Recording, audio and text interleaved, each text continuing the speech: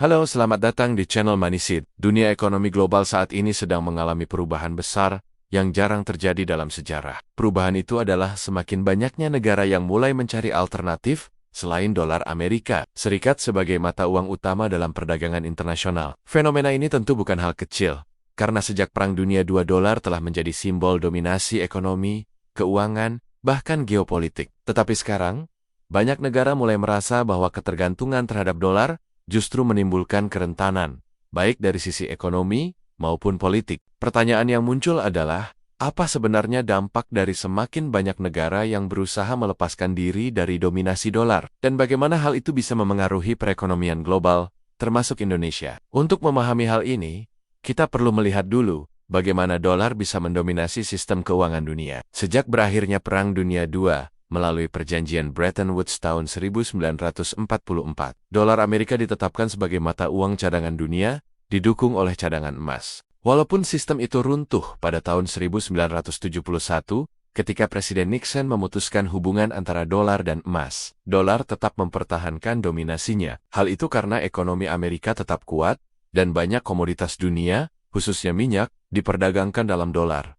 Inilah yang dikenal dengan istilah petrodollar. Sejak saat itu, hampir semua transaksi besar internasional dilakukan dengan dolar. Cadangan devisa negara-negara juga sebagian besar dalam bentuk dolar, dan obligasi pemerintah Amerika dianggap sebagai aset paling aman di dunia. Tetapi dominasi semacam ini juga menimbulkan masalah, terutama bagi negara-negara yang tidak punya kendali atas kebijakan moneter Amerika. Ketika Federal Reserve, Bank Sentral Amerika, menaikkan suku bunga, dampaknya terasa ke seluruh dunia. Nilai tukar dolar menguat, utang negara-negara berkembang yang berdenominasi dolar menjadi lebih mahal, dan arus modal seringkali keluar dari pasar negara berkembang ke Amerika. Dengan kata lain, keputusan moneter di Washington bisa memengaruhi kestabilan ekonomi di Jakarta, Brasilia, hingga Ankara. Kondisi ini yang mendorong banyak negara mulai berpikir ulang.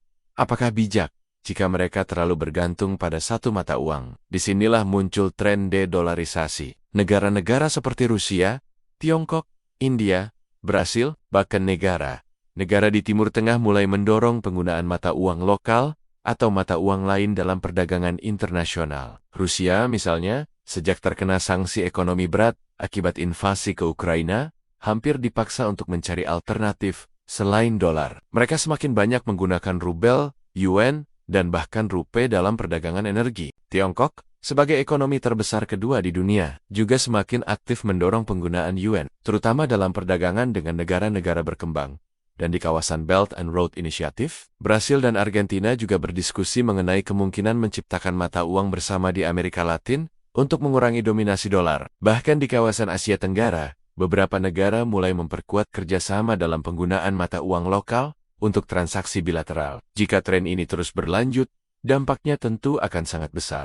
Pertama, dominasi dolar sebagai mata uang cadangan dunia akan perlahan berkurang. Saat ini, sekitar 60% cadangan devisa global masih dalam bentuk dolar, tetapi angkanya menurun dari puncaknya yang pernah mencapai 70% lebih.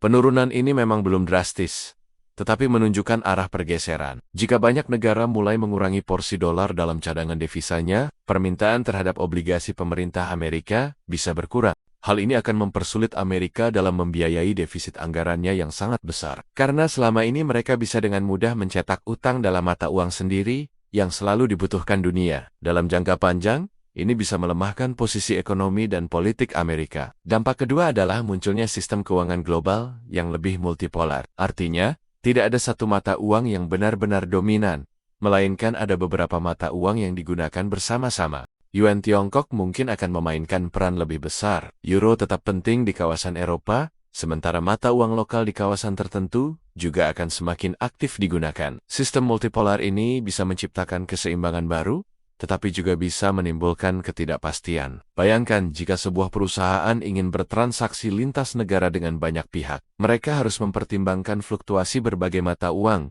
bukan hanya dolar. Hal ini bisa meningkatkan biaya transaksi dan kebutuhan akan sistem pembayaran yang lebih kompleks. Di sisi lain, perkembangan teknologi seperti sistem pembayaran digital, lintas negara atau penggunaan mata uang digital bank sentral bisa membantu mengurangi hambatan tersebut. Dampak ketiga yang tidak kalah penting adalah potensi perubahan dalam pasar energi dan komoditas. Selama puluhan tahun, minyak selalu diperdagangkan dalam dolar.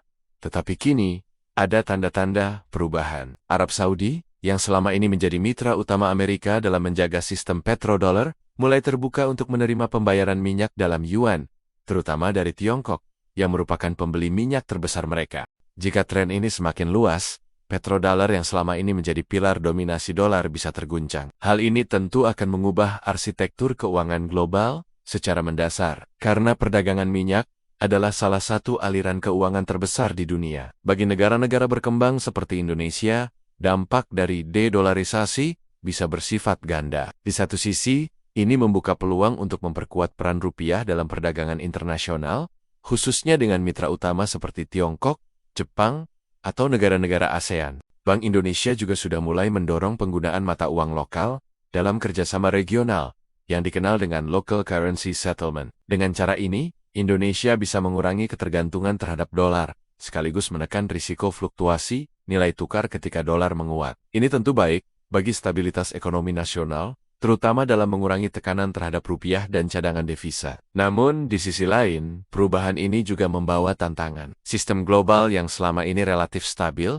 karena dominasi dolar bisa berubah menjadi lebih tidak menentu. Fluktuasi antar mata uang bisa lebih besar, dan negara-negara dengan fundamental ekonomi lemah bisa kesulitan menyesuaikan diri. Selain itu, Indonesia juga masih sangat bergantung pada dolar dalam banyak hal, mulai dari perdagangan komoditas, investasi asing, hingga pembayaran utang luar negeri. Jika pergeseran ke sistem multipolar berjalan terlalu cepat tanpa persiapan yang matang, risiko guncangan justru lebih besar. Selain dampak ekonomi, ada pula dampak geopolitik yang signifikan. Dominasi dolar selama ini tidak hanya soal ekonomi, tetapi juga kekuatan politik. Amerika bisa menggunakan dolar sebagai senjata melalui sanksi ekonomi. Negara yang masuk daftar hitam bisa diputus aksesnya ke sistem keuangan global, seperti SWIFT, sehingga mereka sulit melakukan transaksi internasional.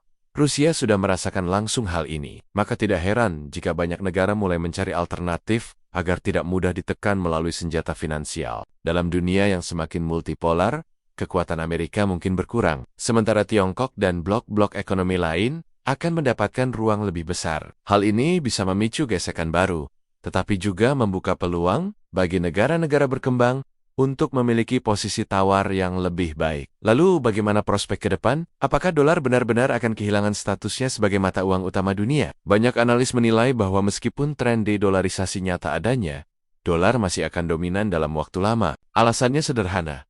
Pasar keuangan Amerika masih yang paling liquid, paling dalam, dan dianggap paling aman. Yuan Tiongkok memang naik daun, tetapi masih ada keterbatasan karena Tiongkok menerapkan kontrol ketat terhadap aliran modal dan sistem keuangannya belum sepenuhnya transparan. Euro pun menghadapi tantangan politik internal. Dengan kata lain, meskipun dolar melemah, belum ada pesaing tunggal yang benar-benar mampu menggantikannya secara penuh. Yang lebih mungkin adalah munculnya sistem campuran, di mana dolar tetap penting, tetapi berbagi peran dengan mata uang lain. Namun, tren ini jelas menunjukkan bahwa dunia sedang bergerak menuju tatanan ekonomi baru yang lebih beragam. Negara-negara tidak lagi mau menaruh semua telur dalam satu keranjang. Mereka ingin mengurangi risiko dengan memperluas pilihan. Dalam jangka panjang, ini bisa menciptakan sistem yang lebih adil, di mana tidak ada satu negara pun yang bisa mendikte ekonomi global sesuka hati. Tetapi tentu saja, transisi semacam ini tidak pernah mulus. Akan ada gesekan, ketidakpastian,